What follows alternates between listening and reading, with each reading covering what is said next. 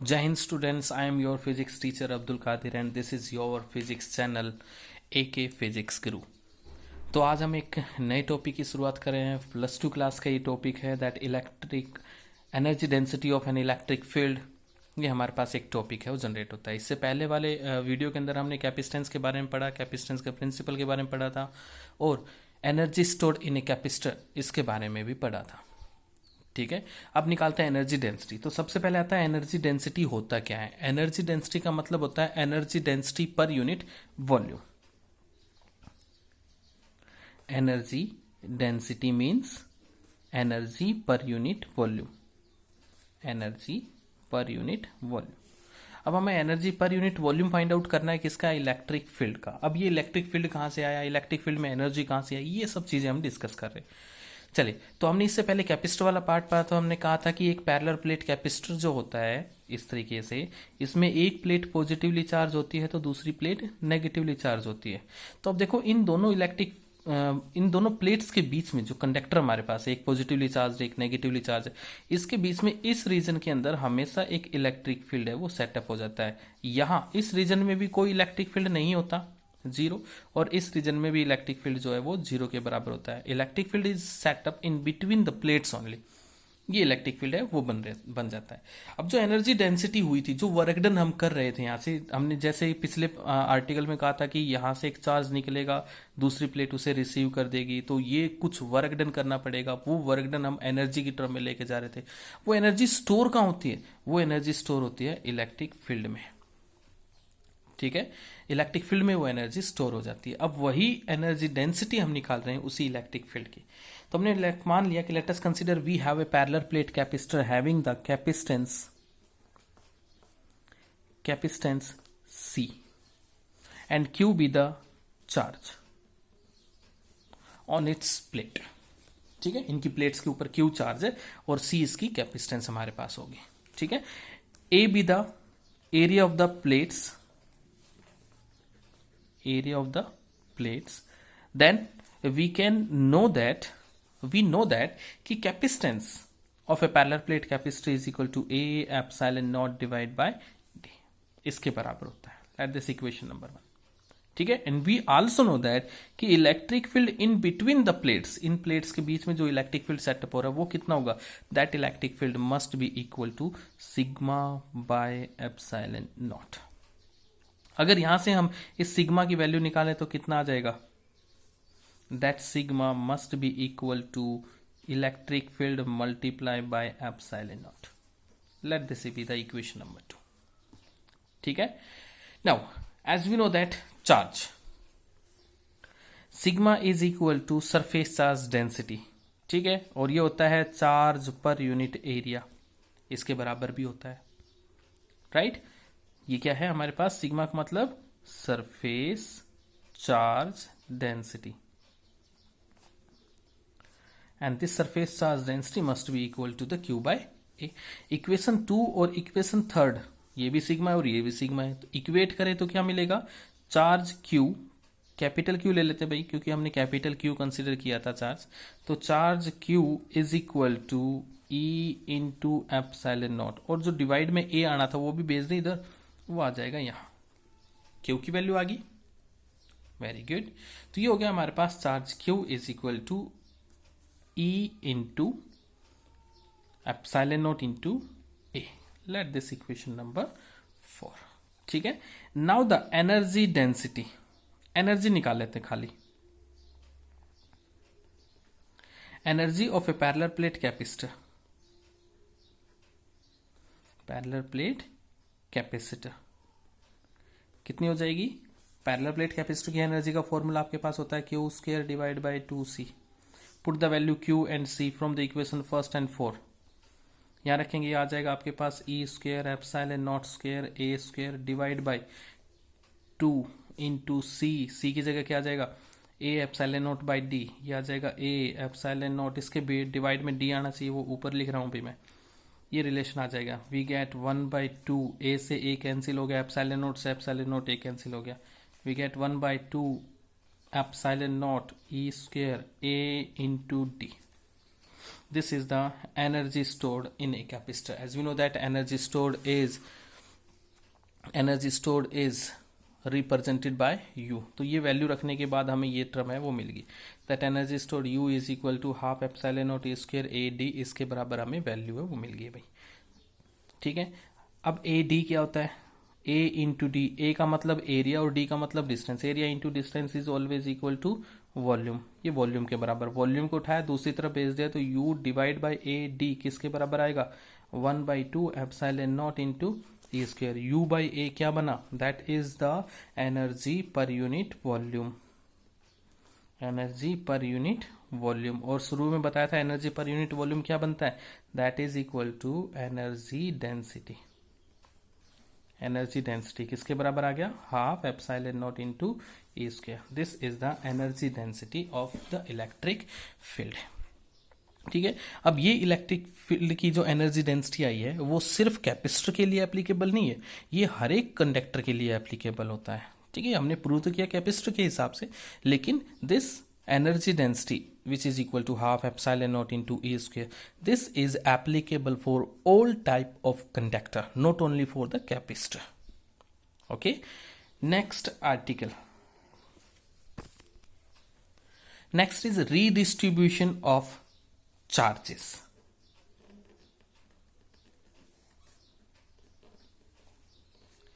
Redistribution of charges.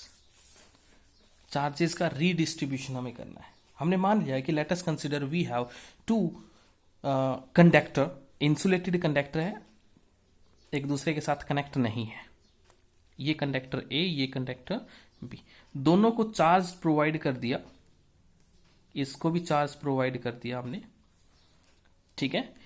The first conductor having the charge Q1, having the capacitance C1 and potential V1. Similarly, second conductor having the charge Q2, capacitance C2, potential V2.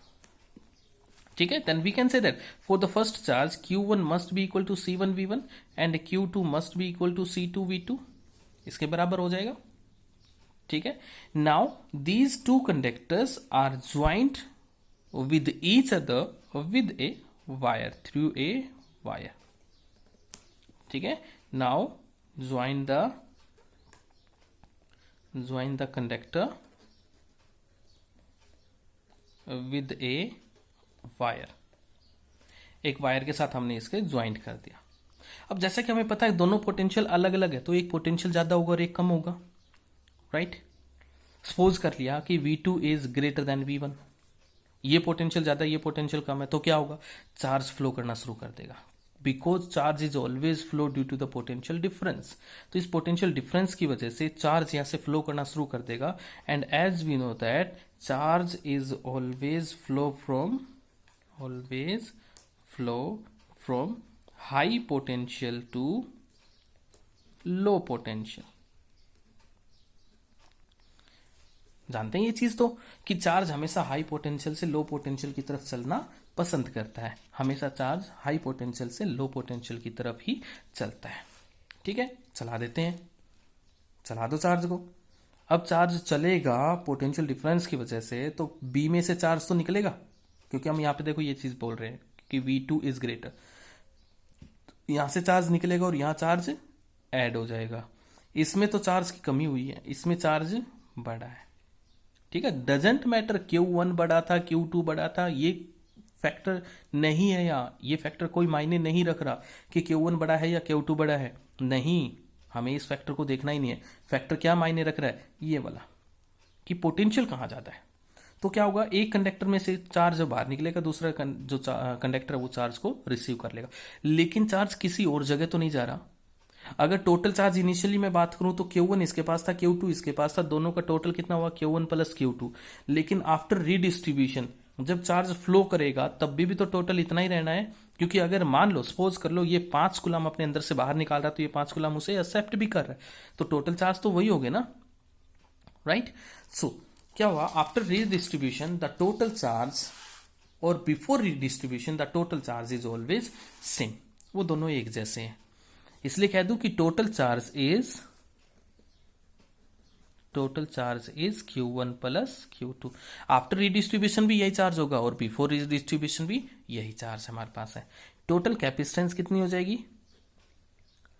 Total capacitance of the insulated conductors is C1 पहले की थी और C2 दूसरे की थी, ये हो जाएगा। नाउ अब ये बताओ कि भाई चार्ज फ्लो कब तक करेगा। अब मान लिया था हमने ये कंडक्टर ए था, ये कंडक्टर बी था और दोनों को एक वायर के साथ ज्वाइंट करा, तो हमने कहा था कि चार्ज फ्लो कर रहा है क्यू, स्मॉल क्यू ले लिया मैंने, ये चार्ज है वो फ्लो कर रहा है बी से ए की तरफ जा रहा है। कब तक करेगा? कब तक? जब तक कि इनका पोटेंशियल एक जैसा नहीं हो जाता।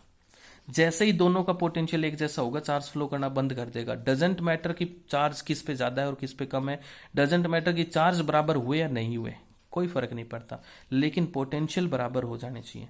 जैसे पोटेंशियल बराबर होंगे, चार्ज फ्लो करना बंद कर देगा। Are you getting this? Very good. वैसे आप बहुत ज़्यादा समझदार हैं, तो इन चीज़ों को इजीली समझ भी लेते होंगे। तो ये हमारे पास आता है भाई, total common potential is V। क्या है? V का मतलब हो गया कॉमन पोटेंशियल।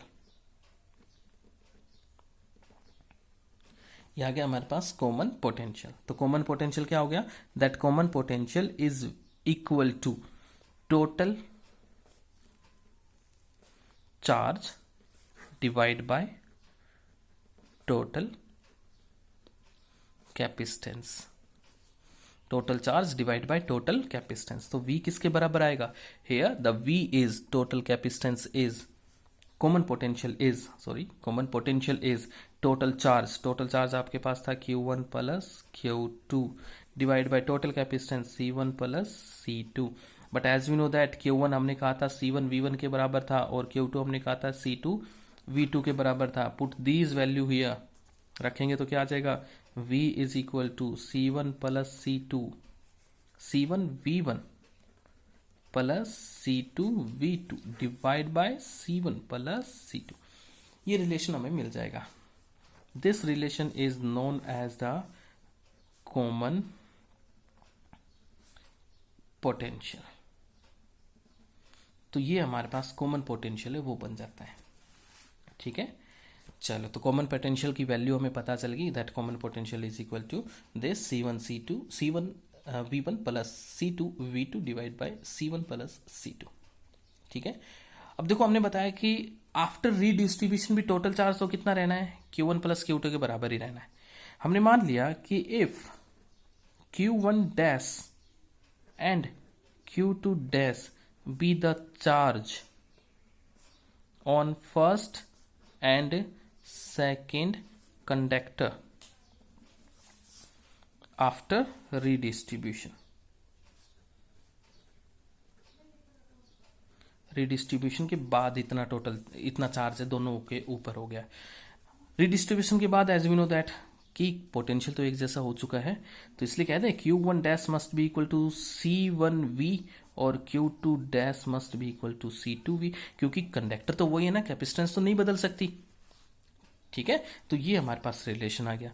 दोनों को डिवाइड कर देते हैं, Q1 dash divide by Q2 dash is equal to C1V divide by C2V। V से V cancel, we get C1 divide by C2।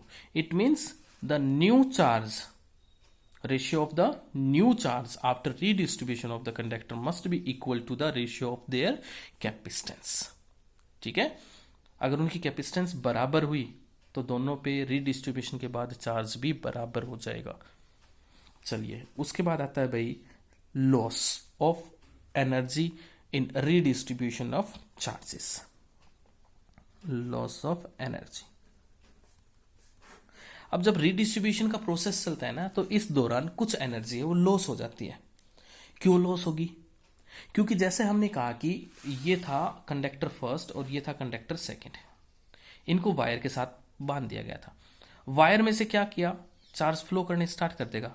Charge flow करेगा तो करंट बनेगा। 10th क्लास में पढ़ा था ना करंट इलेक्ट्रिसिटी, तो इसमें करंट बनेगा। अब किसी वायर में से जब करंट चलता है ना, तो वो हीट प्रोड्यूस करता है, हीटिंग इफेक्ट ऑफ करंट।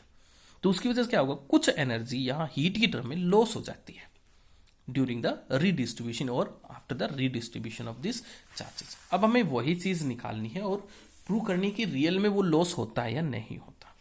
ठीक है, होता है तो कितना लॉस होता है, तो हम निकाल देते हैं भाई। इसमें फर्स्टली लेते हैं बिफोर रीडिस्ट्रीब्यूशन की बात करता हूं मैं भी।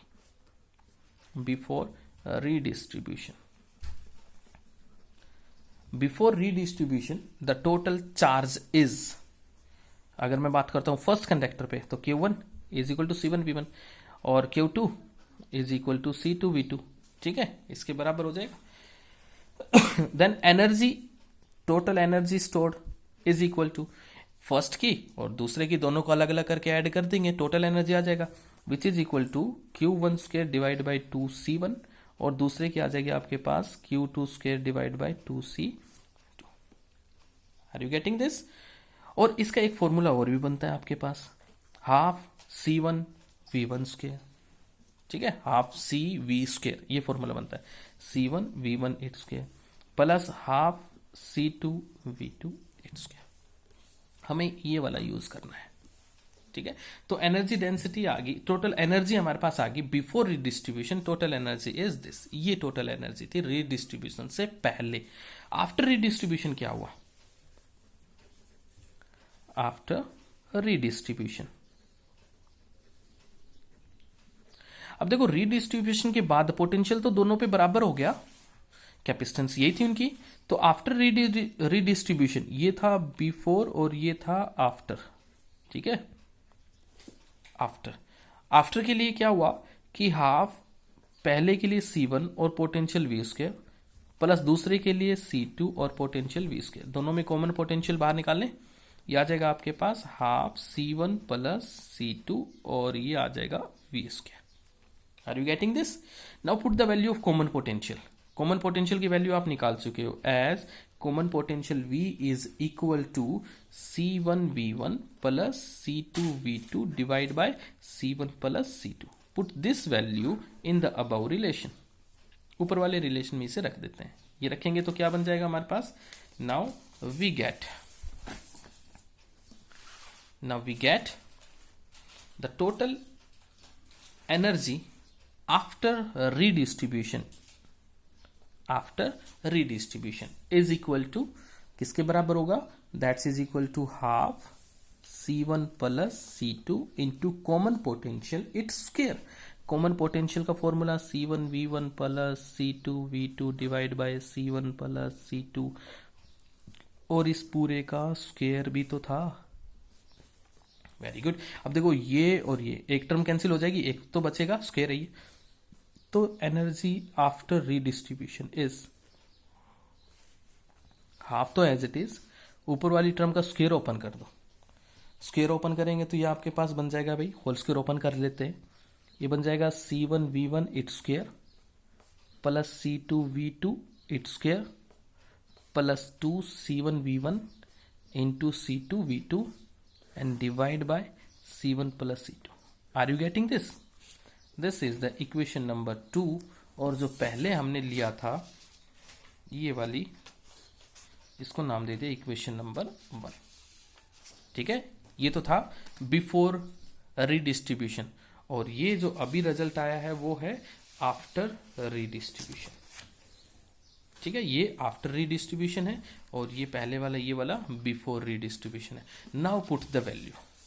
अब हमें वैल्यू पुट कर देते हैं. हम क्या निकाल रहे हैं? लॉस निकाल रहे हैं. लॉस तो तभी होगा ना जब पहले एनर्जी ज्यादा हो दूसरे वाली कम हो.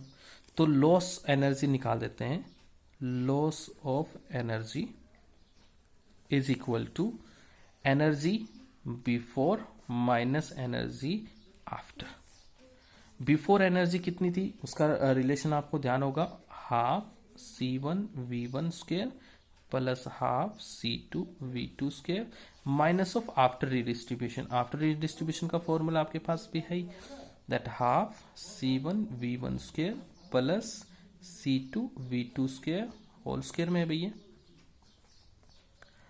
And plus 2C1C2V1V2 divide by C1 plus C2. Are you getting this? Now solve it. अब ये हमें सोल्व करना है. ओके, हाफ कॉमन ले लेते हैं सभी में से, हाफ बाहर आ गया. एलसीएम ले लेते हैं सभी का, पूरी टर्म का एलसीएम हो गया C1 प्लस C2. ये एलसीएम पहले इसके साथ मल्टीप्लाई करोगे तो ये टर्म बन जाएगी आपके पास C1V1 square multiply by C1 plus C2 ये टर्म आपके पास बन जाएगी C2V2 square multiply by C1 plus C2 minus ये term as it is C1V1 its square minus C2V2 its square and minus of 2C1 C2V1 V2 कर लोगे ये term तो लास्ट में, ठीक है। नाउ इन ब्रैकेट्स को ओपन कर लो। जब इन ब्रैकेट्स को ओपन करेंगे तो हमारे पास टर्म आ जाएगी, स्टार्टिंग से कर रहा हूं भाई, यहां से 1/2 एज इट इज, इन दोनों का प्रोडक्ट किया तो ये आया C1 square V1 square, C1 के साथ मल्टीप्लाई करने से, plus C1 C2 V1 square, ठीक है, हो गया ये, plus C2 V2 square C2 square V2 square plus C2 C1 V2 square, हो गया इसका भी, minus of this C1 square V1 square minus of C2 square V2 square minus of 2C1 C2 V1 V2 and whole divide by C1 plus C2। Are you getting this? कोई भी confusion हो तो video एक बार दोबारा जरूर देख लें। अब देखो ये टर्म C1 ये इससे कैंसिल, C2 V2 स्क्वायर ये इससे कैंसिल हो गया। अब आपके पास टर्म बची है क्या, 3 टर्म बची है, 1 2 और 1 ये 3। ये बचा आपके पास C1 C2 V1 square C1 C2 V2 square minus of 2 C1 C2 V1 V2 divide by C1 plus C2। Are you getting this?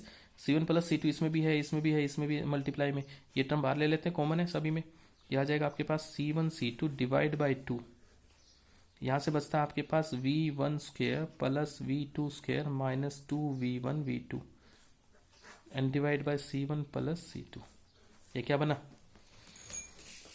क्या बन गया? Very good, this is the whole square, किसका? V1 माइनस V2, इसका whole square बन जाएगा। And ना at last we get the energy loss is half C1 C2 V1 minus V2 its whole square divided by C1 plus C2। ये term हमारे पास आ जाएगी and this is the loss of energy, energy का loss हो गया ये, ठीक है। अब यहां से एक चीज और है भाई, एक चीज है कि ये वाली टर्म हमेशा पॉजिटिव रहेगी क्योंकि कैपेसिटेंस ऑलवेज पॉजिटिव। ये होल स्क्वायर की टर्म है, चाहे V2 बड़ा हो चाहे V1 बड़ा हो, ये तो स्क्वायर रहना ही है, पॉजिटिव रहना है। इसका मतलब जो लॉस ऑफ एनर्जी हमने लिया था, लॉस ऑफ एनर्जी में क्या कहा था, energy before minus energy after that is equal to loss of energy. ये एनर्जी का लॉस ही होगा। कितना लॉस होगा? इतना लॉस होगा, यानी कि एनर्जी बिफोर बड़ी थी, ज्यादा थी, और एनर्जी आफ्टर ये कम था। तो ये चीज हमें यहां से पता चल जाती है भाई, ठीक है। So this is all about today. We will discuss the next topic in the next video for 12th class. Thank you very much.